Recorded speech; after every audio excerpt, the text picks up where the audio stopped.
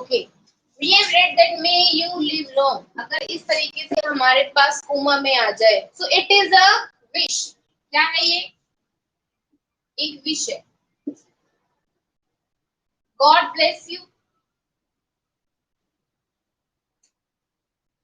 God bless you, ये क्या है? ये हमारे लिए प्रे किया गया है। ठीक है, ये वाला pray, pray we have two different pray, P R E Y भी होता है। ये प्रे होता है शिकार, दिस इज प्रार्थना। तो जब हमारे पास इस तरह के सेंटेंसेस होते हैं, these sentences we calculated in optative sentence, इनको हमने ऑप्टेटिव में रखा है।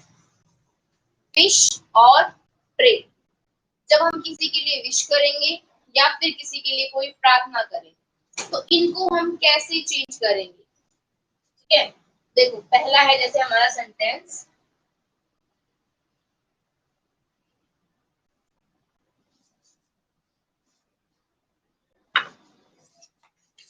he said to Pari, may you live long, right? उसने परी से कहा कि तुम लंबे समय तक जियो। So it is a wish. He wished that Pari might live long. Right? This is direct form, this is indirect form. हमारे पास दोनों आ चुकी है।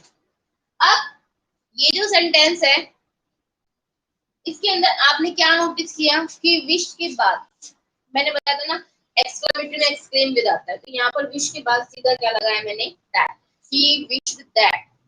ऑप्टेटिव सेंटेंसेस के अंदर कोमा जब रिमूव करेंगे हम, तो वहां पर क्या लगाएंगे? That, right? यस,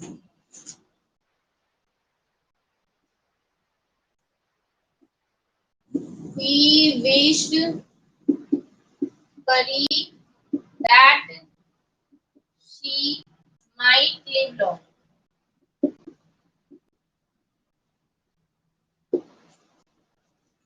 ठीक है, ये दूसरा फॉर्म है इनका लिखने का।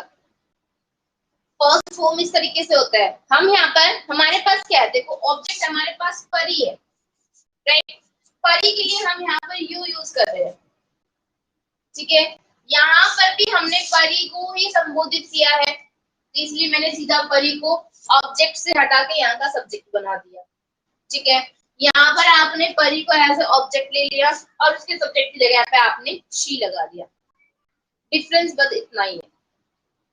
ठीक है, दोनों करेक्ट है, आप दोनों तरीके से बना सकते हो, बट जो मोस्ट सुटेबल होता है ना, वो ऊपर वाला है, क्योंकि इसमें क्या है कि हमने परी को एज अ मेन सब्जेक्ट ले लिया आगे वाले में, और फिश किसके लिए की जा रही है? परी के लिए की जा रही है, तो फिर हम क्यों उसको अलग रखें? उसी को सीधा सब्जेक्ट बना के हम सेंटेंस कंप्लीट कर देते हैं।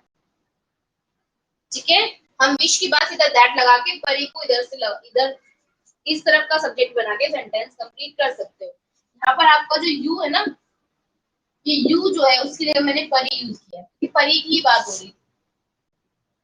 आप किस तरीके से चेंज करते हो? परी आपने देखा यहाँ ऑब्जेक्ट है, तो हमने यहाँ पर ऑब्जेक्ट बना दिया, उसके बाद हमने दैट लगा लिया और यू की जगह हमने शी लगा दी, because it is second person. तो दोनों फॉर्म जो है both same, both are correct, right? आप दोनों यूज कर सकते हो, ये वाला भी करेक्ट सेंटेंस है और ये वाला भी करेक्ट। ठीक है, दोनों में ज्यादा डिफरेंस नहीं होता है। अब एक और एग्जांपल देख लो, जैसे कि इससे नीचे का बोर्ड क्लियर है ना? देखो, she said God save the poor, right? अब यहाँ पर ना प्रे किया हुआ है, प्रार्थना की गई है कि भगवान जो है बेचारे गरीबों को बचाए, उनको सेव रखे हमेशा। ठीक है, तो एक तो इसके अंदर आपको कोई भी मेन वर्ब नहीं, वो हेल्पिंग वर्ब नहीं दिख रही होगी। ठीक है, और इस तरह के सेंटेंसेस को पास्ट में करना लिटिल बिट डिफरेंट, थोड़ा सा डिफिकल्ट भी है। तो हम इनको कैसे बनाएंगे? She prayed that God might save the poor। ठीक है, ये एक फॉर्मूला होता है। कैसा? कि ना तो हमारा सेंटेंस पास्ट में जाएगा, प्रेजेंट में प्रेजेंट का रह जाएगा, क्योंकि माइट जो है, हमने यहाँ पर कोई भी हेल्पिंग नहीं दी, लेकिन माइट लगा है, क्योंकि विश और प्रे जो होती है वहां पर माइट सुटेबल होता है। तो इन सेंटेंसेस में क्या होता है कि अगर आप इनको ऐसे बनाते हो तो ना तो ये प्रेजेंट में काउंट हो रहे हैं, ना ये पास्ट में काउंट हो रहे हैं, क्योंकि माइट जो है वो एक मोडाल है। ठीक है, और मोडाल जो कभी पास्ट का फॉर्म नहीं बनते, वो प्रेजेंट भी रहते हैं और वो पास्ट भी रहते हैं। ठीक है, वो फ्यूचर में भी काम कर सकते हैं, तो उनका कोई टेंस से लेना देना नहीं होता है। तो ये इस तरीके के सेंटेंस जो होते हैं, these are called objective. It means जहां पर विश और प्रे किया जाए, उनको आप किसके अंदर रखोगे? ऑब्जेक्टिव सेंटेंस के अंदर। Is it clear? अब एक्सक्लेमेटरी हमने किए थे, उसमें एक तरह के सेंटेंस हमारे रह गए थे। एक्सक्लेमेटरी में ना एक तरह के सेंटेंस स्किप हो गए थे, और वो कौन से थे? हमने किया कि अगर इस तरह की वर्ड्स आए, अलास, हुर्रे, तो हम उनको चेंज कर सकते हैं, explain with Joy, explain with सोरो। ठीक है, लेकिन एक और सेंटेंस होते हैं, ही said how beautiful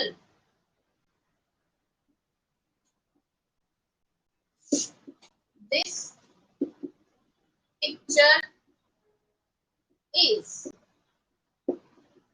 अगर ये सेंटेंस आता है हमारे सामने, तो how we can change it, इनको कैसे चेंज कर सकते हैं? Right, we have done the sentences in which we found any expression word जो हमारी फीलिंग्स को एक्सप्रेस करेगा, ऐसा कोई वर्ड हमें मिलेगा।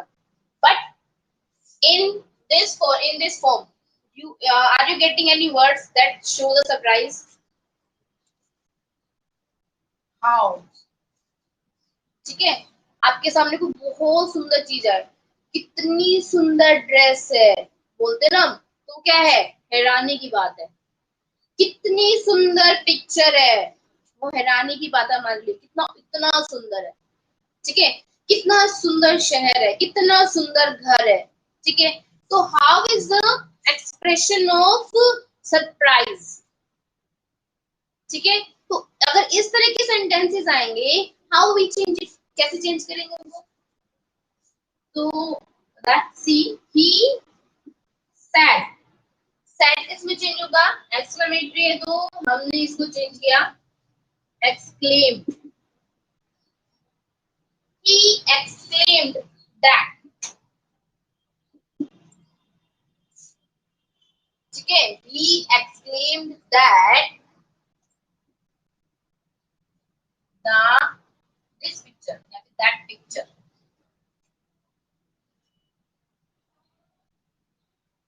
सॉरी, this तो हमारे पास पहले ना, that तो हमारे पास पहले से ही आया, तो हम पिक्चर लगा देंगे वहां पर। that picture was very beautiful।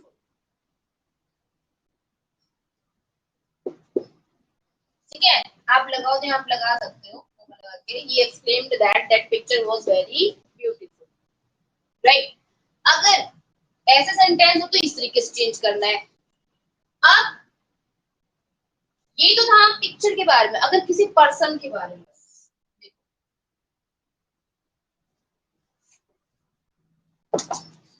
the teacher said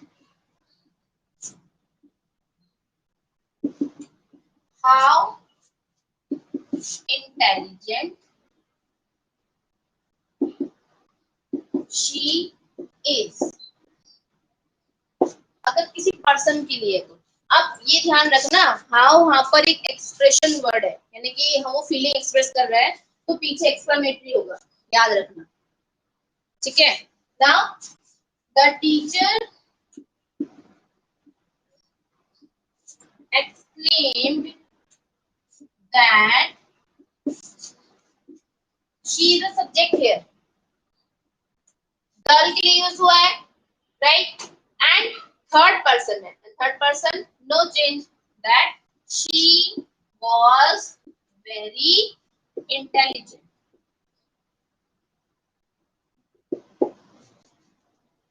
now see, इसको बनाने का एक तरीका भी होता है, the teacher exclaimed with surprise that she was very intelligent। आप ऐसे भी लिख सकते हो, मतलब आपको ये दिखाना है कि हैरानी की बात है, तो वहां पर आप exclaimed के साथ exclaimed with surprise भी लगा सकते हो ना। अगर एक चीज याद रखना, हाउ है तो हाउ इसके अंदर नहीं आएगा, ठीक है। How is just an expressing word, तो आप उसको इनडायरेक्ट में यूज नहीं करोगे। सेकंड थिंग, आप उसकी जगह पे वेरी, सो, ठीक है, शी इज सो ब्यूटीफुल, सो हो सकता है, हाउ की जगह में मैं सो लगा सकती हूँ, तो मैंने यहाँ पर वेरी लगाया ना। She was very intelligent, how intelligent she is, she was very intelligent, तो मैंने हाउ की जगह पे वेरी लगा दिया। आप हाउ की जगह सो भी लगा सकते हो, वेरी भी लगा सकते हो, एक्सट्रीम भी लगा सकते हो, राइट। इस तरीके के वर्ड्स आप यूज कर सकते हो। सेकेंड थिंग, हाउ को एक्सप्रेस करने के लिए आप सरप्राइजिंग वर्ड्स भी यूज कर सकते हो, जैसे कि the teacher exclaimed with surprise that she was very intelligent. Clear? तो ये वाली जो एक्सक्लेमेटरी है, these are different from the last one that we have done in our last class। Clear? यहाँ पर आपको कोई एक्सप्रेसिंग वर्ड इस तरीके से नहीं मिलेगा, यहाँ पर आपको लास्ट में एक्सक्लेमेटरी मार्क मिलेगा, जिसके थ्रू आप पहचान सकते हो that this is an exclamatory sentence. Problem is that how is a question word, ठीक है। समटाइम्स आप ये नहीं देखते कि ये क्वेश्चन पूछ रहा है एक्सक्लेमेटरी, तो ये देखा करो कि अगर पीछे एक्सक्लेमेशन मार्क है तो इट मींस वो एक्सक्लेमेटरी सेंटेंस है, अदरवाइज वो क्वेश्चन के अंदर आता है, ठीक है। अब इस सेंटेंस में चेंज करने में एक इजी थिंग होती है कि यहाँ पर आपको सब्जेक्ट गिवन होता है, तो ये आप इजीली चेंज कर भी सकते हो। दूसरी टाइप के जो सरप्राइजिंग सेंटेंसेस है, उनमें ये सब्जेक्ट भी नहीं होता।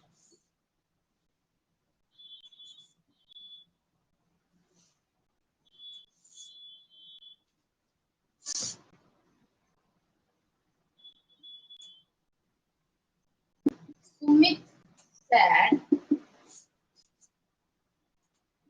what a beautiful scene।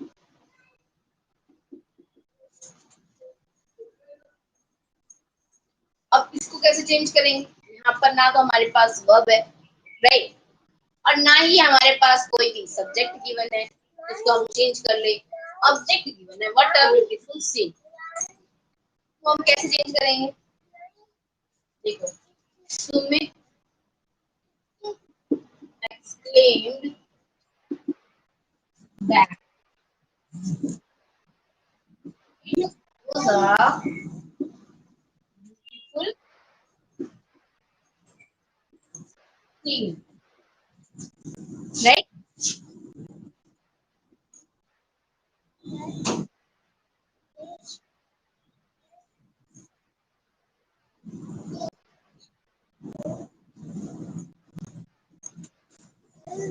Right, तो वहां पर Sumit exclaimed that it was a beautiful scene. Now it कहां से आया, सी, इट हमने किसके लिए यूज किया, सीन के लिए, because it is talking about a scene, scene को हम इट बोल सकते हैं, ठीक है, तो जो भी जो थिंग्स होती है नॉन लिविंग थिंग्स होती है उनके लिए आप इट यूज करते हो, उसी तरीके से इट यूज करना है नॉन लिविंग थिंग्स के लिए, राइट। और अगर कोई पर्सन की बात हो रही है, किसी पर्सन की बात हो रही है, तो वहां पर आप ही और शी लगाओगे, ठीक है।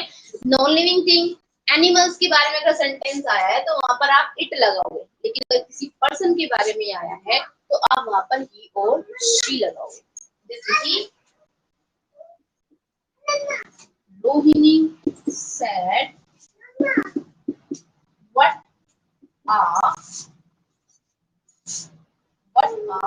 smart girl। तो यहाँ पर क्या है, यहाँ पर एक गर्ल की बात हो रही है, तो this will be change according to Rohini explained that she के लिए गर्ल आया ना यहाँ पर, तो लड़की के लिए लगाएंगे she was very smart, ठीक है। या फिर द गर्ल लगा सकते हो, the girl was very smart। तो अगर हमारे पास ऐसे सेंटेंसेस आते हैं जहां पर हमारे पास सब्जेक्ट क्लियर नहीं है, तो वहां पर हम इस तरीके के सेंटेंसेस जो हैं वो ऐसे बनाएंगे, याद रखना। These are the second type of exclamatory sentences, जहां पर आपको कोई भी exclamatory word नहीं मिलेगा।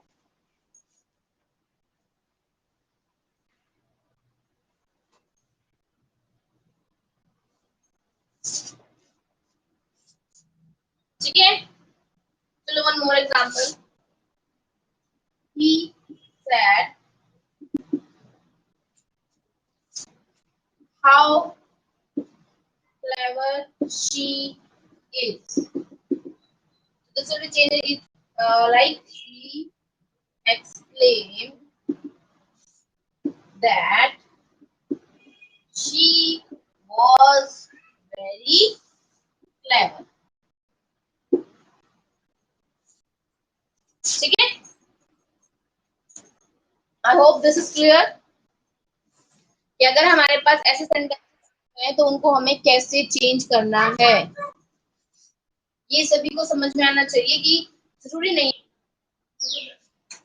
हमारे पास जब ऐसे सेंटेंसेस आते हैं गुड मॉर्निंग वाले, गुड बाय वाले, तो वहां पर किस तरीके से सेंटेंस चेंज होते हैं, वहां पर हम क्या करते हैं, जैसे student said good morning teacher, right, तो उनको कैसे चेंज करेंगे,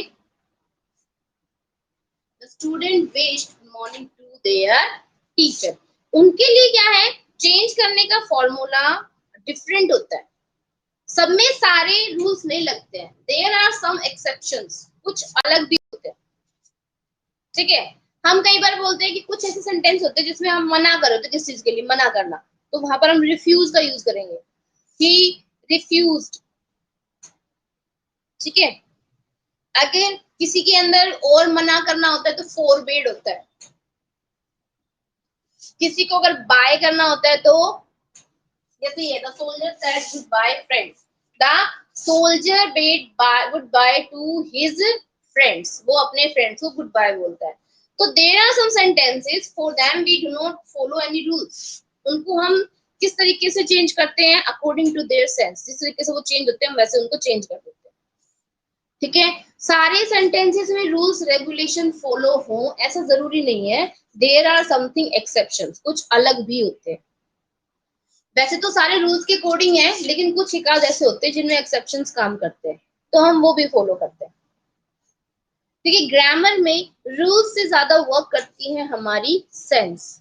if sense is correct then our sentence is also correct, right, क्योंकि रूल्स सभी जगह पे फॉलो नहीं किए जा सकते, हम नहीं फॉलो कर सकते सारे रूल्स को, और सारे हमें याद भी रहते हैं। आपको कितने रूल्स याद है अभी तक के, अभी आप कर रहे हो 9th में, आप कर रहे हो 10th में नहीं करोगे, तो it means some rules you will forget, right. So some sentences based on the sense, याद रखना कुछ एक हमारी सेंस पे डिपेंड करते हैं, क्योंकि सारे सेंटेंसेस में रूल्स रेगुलेशन फॉलो नहीं हो सकते। क्लियर? आ गया समझ में सभी को? हमारे नरेशन जो है वो कंप्लीट होते हैं। मंडे को हम जो भी करेंगे वो हमारी प्रैक्टिस होगी। Today we have complete narrations. आज हमारे नरेशंस कंप्लीट हो जाते हैं। टेंसेस जो हैं वो सिंगल नहीं आएंगे, वो पैराग्राफ फॉर्म में आएंगे, राइट? तो ये चीज अगर पैराग्राफ फॉर्म में आई है तो जैसे कि साहिल, व्हाट आर डिफिकल्ट सम, ठीक है? ये चीजें नहीं होंगी, इस तरीके से होगा।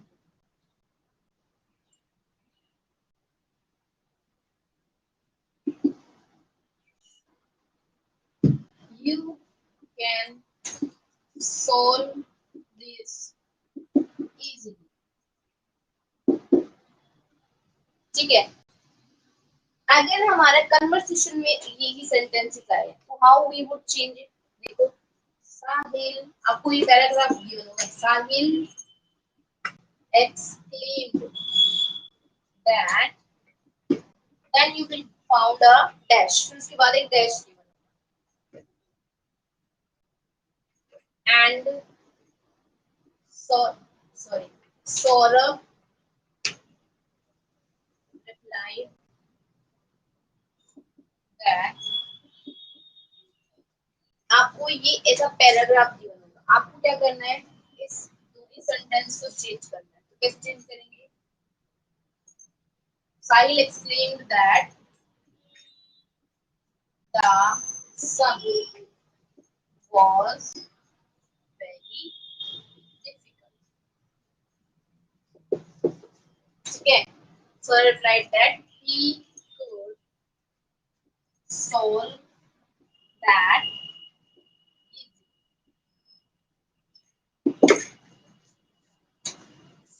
Okay, means you will get some part. आपको ये पार्ट मिला एग्जाम में, ये मिला, आपको क्या करना है, सिर्फ इन दोनों सेंटेंस से फोकस करना है, that how we can change it. तो इस तरीके से आपका सेंटेंस जो है वो चेंज हो गया। क्लियर? आपको फोकस करना है that how we can change our sentence given in the brackets, जो हमारे वो हैं कोमास, सॉरी कोमास के अंदर जो सेंटेंस है वो कैसे चेंज हो सकते हैं, हमें उस पर फोकस करना है। क्लियर? अगर इस तरीके से आपके सामने कोई भी पैरा कन्वर्सेशन आती है तो नीचे आपको पैराग्राफ गिवन होगा, and you will have to put these sentences after changing into indirect in these blanks. Sometimes what happen, some student just blank it, उसके क्या करते हैं, उसके अंदर कुछ जैसे सम लिख दिया, जैसे हम ये लिखा ना, कुछ लिखेंगे डिफिकल्ट सम, मतलब फिलअप करके आ जाते हैं, वो नहीं करना है। क्या करना है, आपको ये सेंटेंस जो सामने लिखा हुआ है इसको चेंज करना है और यहाँ पर, ठीक है? Understand? So these are direct indirect, जिनको आपको एग्जाम में इस तरीके से सॉल्व करना है।